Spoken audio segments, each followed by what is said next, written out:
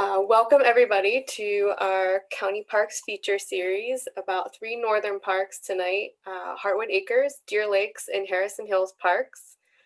My name's Amy Miller and I'm the watershed specialist for the Allegheny County Conservation District. This is the final of 4 webinars featuring our 9 Allegheny County parks. If you've missed any of the previous events, they were recorded and they can be found on our YouTube channel by searching ACCD-PA.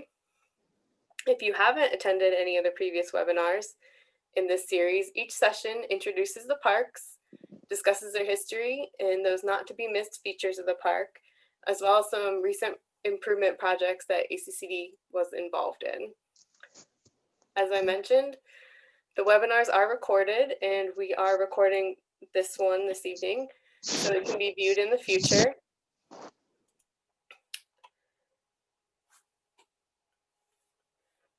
We'll also provide the link to that recording in a follow-up email that you'll receive tomorrow. I apologize if you can hear my dog barking. In addition, that email will have some additional resources and a survey that we would like for you to fill out. Both ACCD and Parks strive to provide programming that meets the needs of our audiences. So if there's something you want to know about, please let us know through the survey. We'll have a question and answer session at the end of the presentation. So if you have any questions, you can go ahead and type it in the chat box. That's typically at the bottom center of your screen, and I'll make sure that those questions get asked. With us this evening are my coworker, Rebecca Zazas. She's going to talk about our most recent project at Heartwood Acres and 2 of the Allegheny County Park Rangers, Elise and Declan.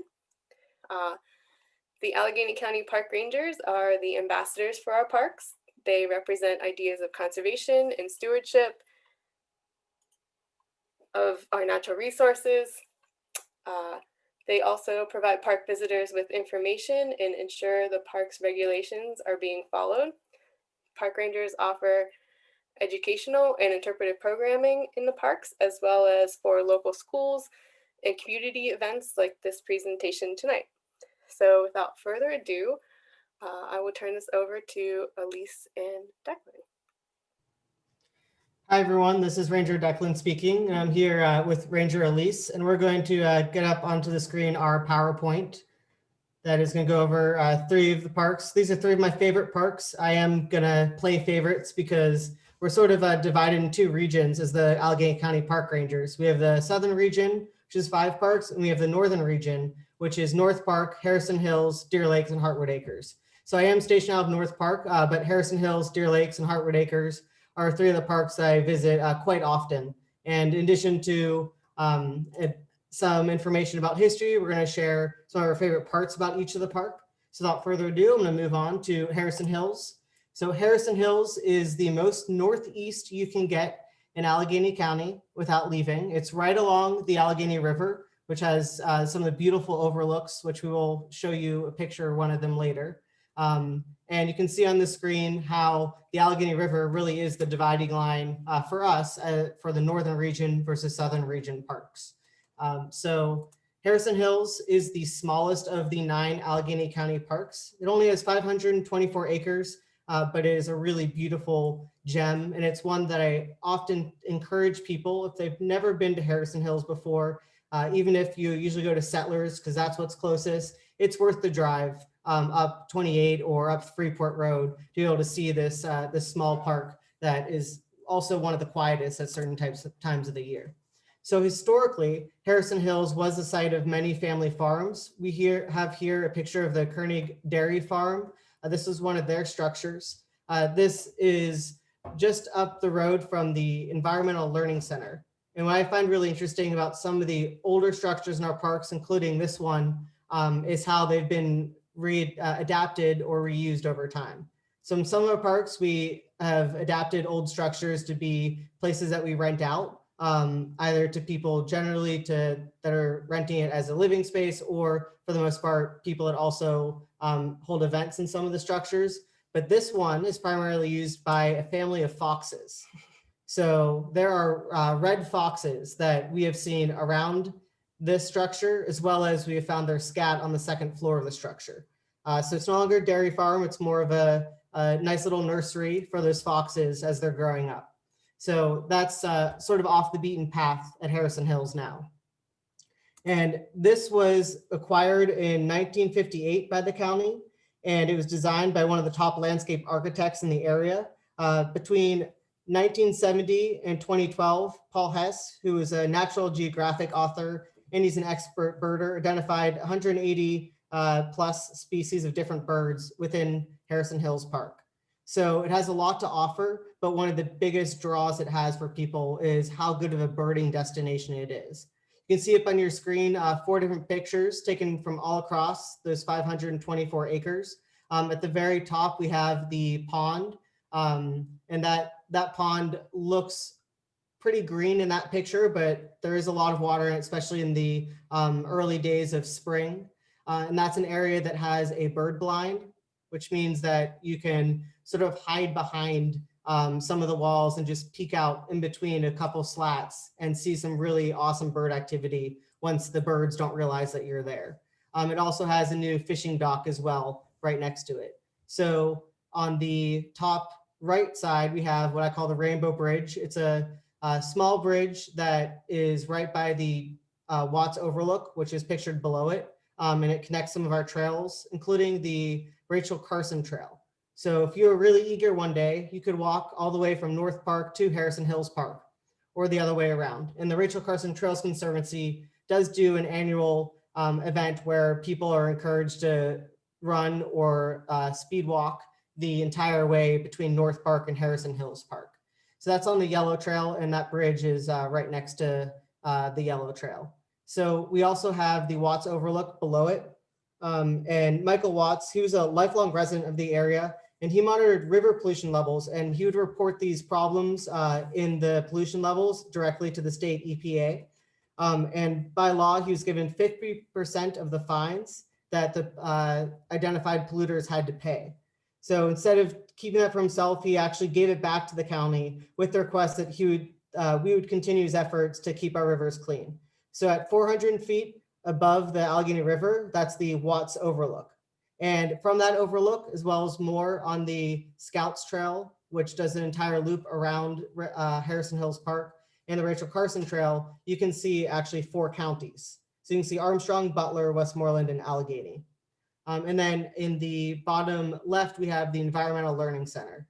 Now, this was put together primarily with donations, including some scouts had built some dioramas of fish that are from the area.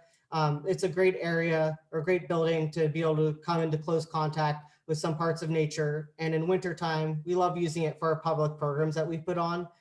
One, because it's warm, has an indoor bathroom, as well as the representation of wildlife and the history of the park that's in that small building is really remarkable, given how small of an area it is. So we have some more pictures of Harrison Hills Park and some of the great wildlife that's there. Again, birding really is one of the biggest draws, but I really like the trails because they're really quiet. So if you're looking to get away, especially in our present situation, parks have become quite busy. Harrison Hills still is an area that you can go and sort of get lost in one of our Blaze trails and enjoy sights on the river, as well as some of the unique birds. And it's also where 2 bald eagles came within 20 feet of me because I was being quiet for once on the trails. And they perched right next to me, right on the bank of the Allegheny River, overlooking probably a similar site to what you see in the picture there. And it was really cool to become that close to 2 bald eagles. So another really adorable thing that we found in the park just last year was these owlets. And owlets are baby owls. So that's a great horned owl, and the mother is up in the corner. And then the 2 fuzzy babies are in the bottom corner, and they were actually right on one of the trails. So our maintenance supervisor at Harrison Hills and Deer Lakes, he got some really good pictures of the owls, and they were psyched to see. So there's not only owls in the daytime, there's owls at nighttime too. And Harrison Hills is one of the ones that closes early on in the day, right at sundown. So it is the park for nocturnal animals to be able to live out their lives without us bothering them too often. Another one of our North Region parks is Deer Lakes Park, which is just over 1,000 acres. And Deer Lakes Park was an excellent example of the county capitalizing on natural features that already existed in the area. So this is a map of Deer Lakes, what it looked like whenever the county acquired the land. So they acquired it around the late 1950s. And historically, Deer Lakes is at the center of a large mining community, and they realized that fishing would be something that the community could benefit from. So if you can see in the middle of the picture, a little bit to the right, there is a long skinny lake, and the county decided to utilize that lake as a lake for fishing in Deer Lakes, but they also built 2 more. So there is the first lake, and then they are going to add 2 more lakes in the second and third circles. So this is an overlay of present day Deer Lakes Park, and you can see where the 3 lakes are located now. And they are spring-fed lakes, all from the same watershed and all leading to each other. And they are also stocked with multiple types of fish by the Fish and Boat Commission. So Deer Lakes Park was opened in 1967. And as I mentioned, the lakes and fishing are some of the favorite activities. Walking around the lakes, fishing at the lakes are some of the favorite activities of people who go to Deer Lakes Park.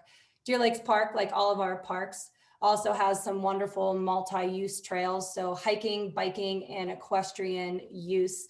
But the lakes provide a really wonderful opportunity to see different birds and waterfowl and see the different fish that people are catching. And we have some paved trails or paved walkways, trails around the lakes that provide a really nice walk/hike at Deer Lakes Park. Deer Lakes Park also has some other interesting features to it that are very different from our other parks. So the top left-hand corner is one of our newest playgrounds that we built in the park. And this is next to new bathrooms that were added in and a parking lot as well. So Deer Lakes Park has some of our latest park updates. On the top right-hand side, this is a group of people playing disc golf, and then along with the bottom left-hand picture as well. And Deer Lakes Park actually has one of the most nationally known disc golf courses. So there is the National Disc Golf Championship that has been held at Deer Lakes Park in recent years. So if you're interested in disc golfing, you can go to Deer Lakes and test it out. And then on the bottom right-hand picture is the Wagman Observatory. So there is an observatory at Deer Lakes Park that is run by an amateur group of astronomers, but they do star parties in the summer that you can go and visit and learn a little bit more about the night sky and a little bit more about what they do. But the one must-see feature at Deer Lakes Park is definitely the lakes. Although North Park has its lake and it is very, very popular, Deer Lakes is a little bit more secluded and a little less populated than North Park, and the lakes at Deer Lakes Park are definitely something to add to your list that you will want to see. And I add quickly on that the North Park Lake Loop can be quite long for some people. The Deer Lakes Lake Loop will only take you a good 15 minutes if you drag your heels a bit. So it is a nice area for anyone to go out and enjoy just for a shorter walk on a stroll. Yeah, a shorter stroll. So moving to Heartwood Acres Park, about 629 acres. It's one of our smaller parks, but it is very unique when it comes to out of the 9 Allegheny County parks. You can see in the background there, it has Middle Road on the left side, Saxonburg Boulevard on the right side.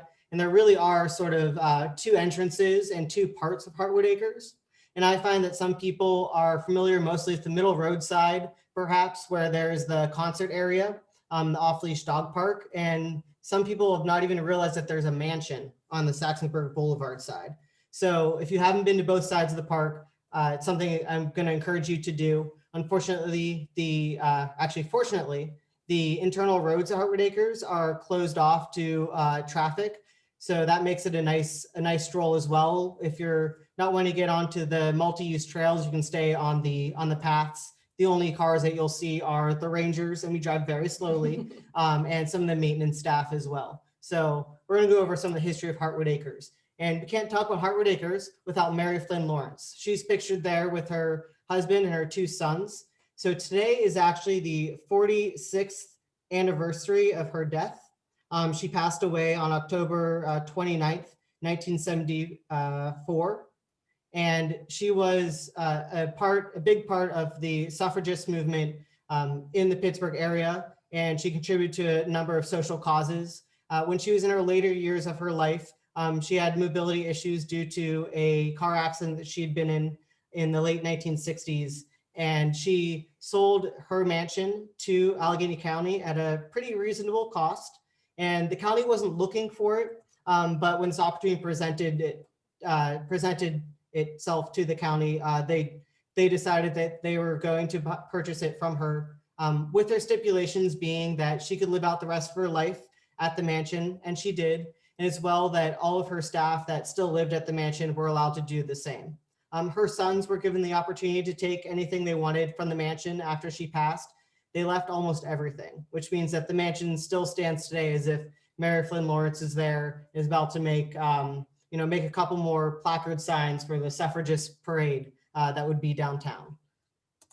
And it is the 100th anniversary of the suffragist movement gaining, winning would be a quick way to say it. So we're really happy to talk about Hartwood today. So this is the picture of the mansion. This was not taken today. So that snow is from another time. And actually right behind where this picture would have been taken from, the Allegheny County Parks Foundation has started a suffragist grove. So the first tree was planted recently, and that's sort of in memory and in honor of the hard work that she and many others in the Pittsburgh region did. So this is a beautiful mansion that unfortunately is not open to the public at the moment, but when it's open again, I encourage you to go and check it out. They decorate it more than I could ever imagine for the holidays. So just around Christmas time, you walk in, it's sort of like you've reached the pinnacle of Christmas decorating. So it's a really, really unique place. Also there is the formal English Gardens. Now these English Gardens were originally part of Mary Flynn Lawrence's home, and she picked some of those herself. She had a gardener on staff. There's a rose that was named after her, and it is still maintained today. So this is the only park you can sort of walk into an enclosed area and go see a variety of flowers all throughout the year. They take really good care of it, and I've learned a lot about flowers just by passing through. And the gate is locked at all times because of our friends, the deer. This is not a deer buffet, so they are excluded from this area, but it's a beautiful area to check out and spend some time in. This is a picture of the stables. Right now they're working on the roofing. So they're improving the roof and replacing it back with the same materials that originally were on it. The stable complex has been used in movies. People use it for weddings, just like they do the mansion and the gardens. And it's a really ornate area. One of the things that I find interesting about the stables is that there are doors on the back side of it that open up into every stall. So that way, if there was a fire in the stables, all of the horses could be let go and could be free by opening those sort of back emergency doors. And that's one of the signifiers that we can tell that this family really cared about their horses. So this wasn't an equestrian estate. They did fox hunts on it, but horses really were the center of it all at Hartwood, even when Mary Flynn Lawrence lived there. So we have a picture of the other side. So this is the Middle Road side. And we have a before picture from 1938 and one taken in 2018. This part of Hartwood Acres Park was actually owned by Edith Flynn Patterson, and that was the sister of Mary Flynn Lawrence. On this side, we have in green a picture of where Edith Flynn Patterson's stables were. Right now, it's just a concrete pad with some picnic benches and some water fountains. There's also a parking area on Middle Road, which is what people use to sort of walk that loop over there. one of the really amazing things that we see now at Heartwood is a huge increase in the amount of wildlife, especially insect activity, because there is a new meadow that was built right alongside the stream, which is on the far right-hand side of this picture. And that's an area that especially spring and summer, you would like to walk around and you can see all sorts of activity, different pollinators. It's also where we do our firefly programs. So great environment for fireflies as well. And you can see not a lot has changed throughout the years. So there was not development allowed at Heartwood Acres as per the agreements with Mary Flynn Lawrence. And we can see the benefits of that today with the wildlife. So this is a picture of Mary Flynn Lawrence and her sister, Edith Flynn Patterson. The other gentleman, his name I forget at the moment, but he was the chief of the Indiana Volunteer Fire Department. So they ran a benefit for him at Edith Flynn Patterson's home. And the two of them were quite involved with social causes. And we like to talk about that when we talk about the history of Heartwood Acres, the two women that made it possible. One of the really amazing thing that's happening now is Allegheny County Parks Foundation has actually improved and refinished the sculptures at Heartwood Acres. And they're going to be placed mostly around the mansion, including ADA accessible paths. So this is a way to draw people in and improve the culture aspect of what is sort of at the center of Heartwood Acres. So we not only have the concerts, we're going to have the beautiful sculpture garden, as well as the beautiful meadows that you can see in the far left corner. So here's more pictures of it inside the mansion. It opened to the public in July of 1976. And you can see it still looks like she's there today. And this is the back side of the mansion. And even though you can't go inside, it's still worth a walk around the mansion. So we're going to turn this back over to Amy. We're going to stop sharing our screen. We're going to learn about Allegheny County Conservation District's awesome programs and what they've been doing at Heartwood Acres with us.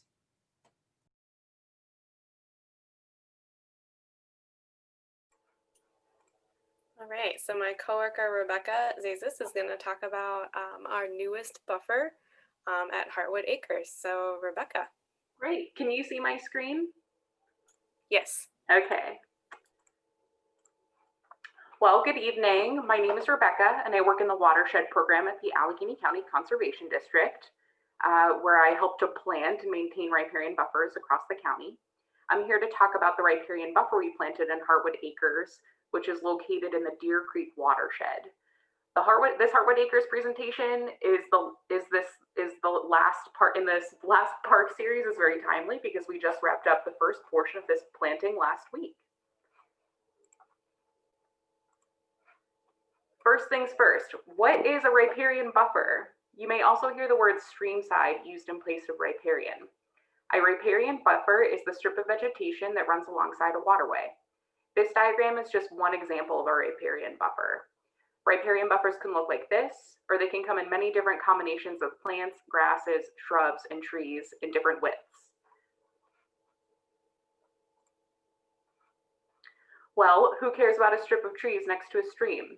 Riparian buffers are so important to our state that the Commonwealth of Pennsylvania has a goal of planting 95,000 acres of riparian buffers by 2025. Buffers provide so many environmental services, including cleaning the air we breathe and the water we drink. They even help to increase the economic value of an area by enhancing the beauty of the property, and in the case of riparian buffers specifically, help to keep properties intact. Consider if I own a home next to a stream and my property is being washed away because it does not have anything to hold it in place, which is shown here next to the uppermost house in this diagram. Also, blooming trees and shrubs and the variations of color as the seasons progress add beauty. Riparian buffers are critical everywhere, but in Pennsylvania, we have extra responsibility to give our streams the best treatment we can because our state has around 85,000 miles of stream, which puts us just behind Alaska for most stream miles of all the states in the US. I can't talk about riparian buffers or anything having to do with our land or waterways without talking about watersheds. A watershed is an area of land that sheds or drains to a common point and is defined by hills and ridges. Think shed like a dog shedding fur, not like a shed, the place that you store shovels and lawnmowers. Watersheds are nested. A watershed can be as small as a footprint and as large as the ocean. we planted,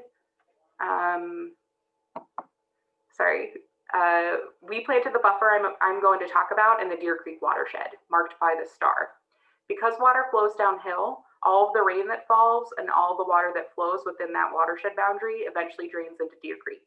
Deer Creek then flows into the Allegheny River, and the Allegheny River flows into the Ohio River, and the Ohio River flows into the Mississippi River, ending the journey at the Gulf of Mexico. Our actions, no matter where we are, can either positively or negatively impact those downstream. Planting a riparian buffer here in the Deer Creek watershed does good right where it is, and its goodness travels downstream too.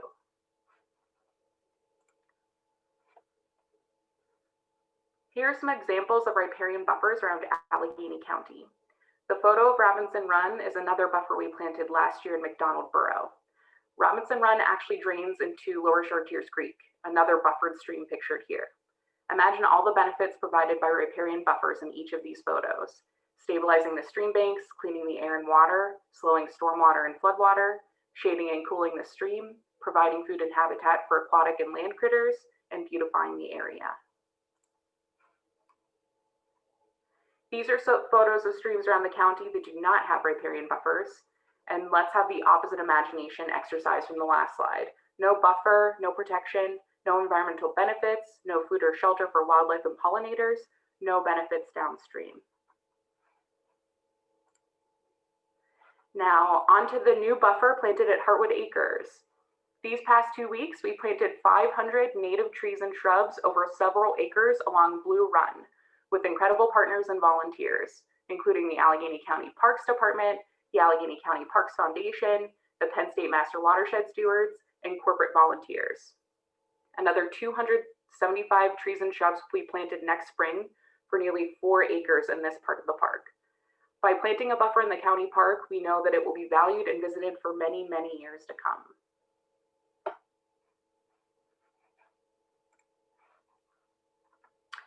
The best way to visit this buffer is by hiking on the Orange Trail, which you can access by parking at the Heartwood Acres Mansion, just a few minutes hike away.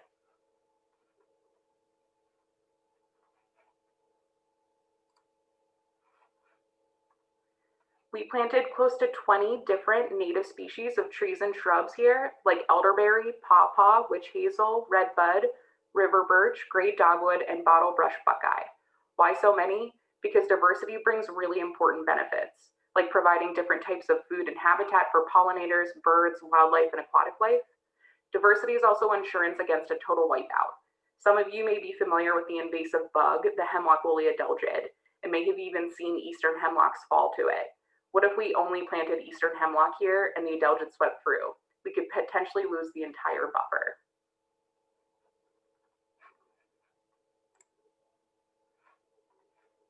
Planting a riparian buffer or a tree anywhere is a long-term investment that provides increasing returns as it grows. The environmental benefits we mentioned earlier will continue to grow, and the opportunity to volunteer provides a lesson that can last a lifetime and multiply the impact by more trees and yards planted by volunteers. Thanks for listening, and I hope you're able to stop by the riparian buffer in Heartwood Acres and appreciate the beauty and necessity of a buffered stream, and consider planting a couple trees in your yard, even if you do not live next to a stream. Okay. Thanks, Rebecca. So we're gonna take any of your questions now for either Rebecca or the park rangers. So we did have one question, which was answered in the chat, but Laura had asked about the sculpture trail, when the sculpture trail would be open. And Karen Glotfelty from the County Parks Foundation answered that most of the sculptures are back in place now, and the pedestrian walkways will be completed about a year from now in fall of 2021. Okay, so we have another question come in. When will the Heartwood Acres Mansion be open again? So we are not 100% sure when the mansion will be open again, just depending on CDC guidelines and Allegheny County Health Department social distancing guidelines, but we will announce it whenever the Heartwood Mansion will be opening.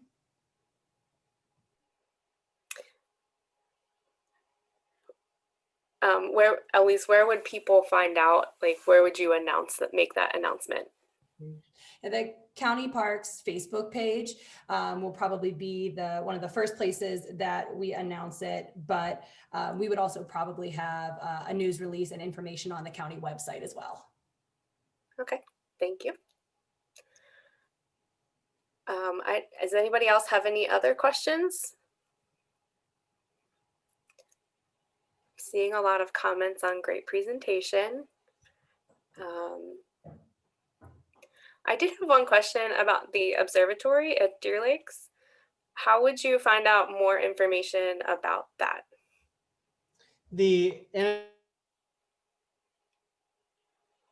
And they operate that space. So their website, which I forget off the top of my head, but if you do amateur astronomy Pittsburgh, and it's called the Wagner Observatory, then it'll probably be one of the first results. They have a hotline that you can call. So I can try to look it up right now, but they have a number that you can call, and they have a voice recording that will update you on their most current programs.